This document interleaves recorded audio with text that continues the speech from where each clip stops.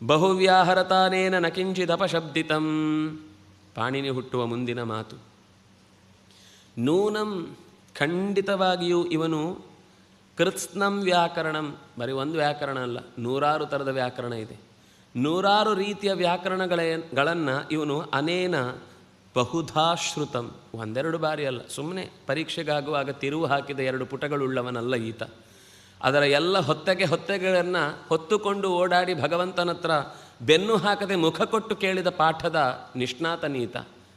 ಯಾಕೆಂದರೆ ಚಾಂದ್ರ ವ್ಯಾಕರಣ, ಸೌರ ವ್ಯಾಕರಣ ಅಂತ ಇರುವಲ್ಲಿ ಎಲ್ಲ ಬಗೆಯ ವ್ಯಾಕರಣಗಳಿಗೂ ಈತ ರಹದಾರಿಯಾಗಿದ್ದಾನೆ. ಅಂದರೆ ಇವನಿಂದ ಮತ್ತೆ ಕಲಿಯಬೇಕಾದ ಸಂಗತಿ ಬೇಕಾದಷ್ಟಿದೆ. ಯಾಕೆಂದರೆ ಬಹುವ್ಯಾಹರತಾನೇನ, ಬಹಳಷ್ಟು ವಿಷಯಗಳನ್ನೇ ಇಲ್ಲಿ ನಮ್ಮ ಮುಂದೆ ಆಡಿದ, ನಮ್ಮ ದೇಶದ ಕುರಿತಾಗಿ ಕೇಳಿದ. ಆದರೆ ನೋಯಿಸಲಿಲ್ಲ.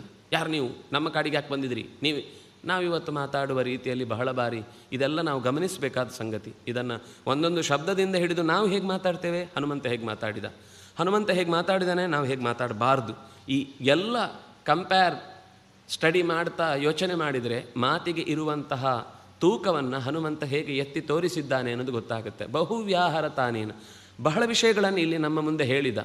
ಆದರೆ ನ ಕಿಂಚಿದ್ ಅಪಶಬ್ದಿತಂ, ಒಂದು ತಪ್ಪು ಮಾತಾಡಲಿಲ್ಲ. ಉಚ್ಚಾರಣೆಯಲ್ಲಾಗಲಿ, ಅದನ್ನು ಮತ್ತೆ ಹೇಳ್ತಾನೆ, ವಿಷಯದ ದೃಷ್ಟಿಯಿಂದಾಗಲಿ ಈತನಿಂದ ಬೇಡವಾದ ವಿಷಯಗಳು ನ ಮುಖೇ ನೇತ್ರಯೋ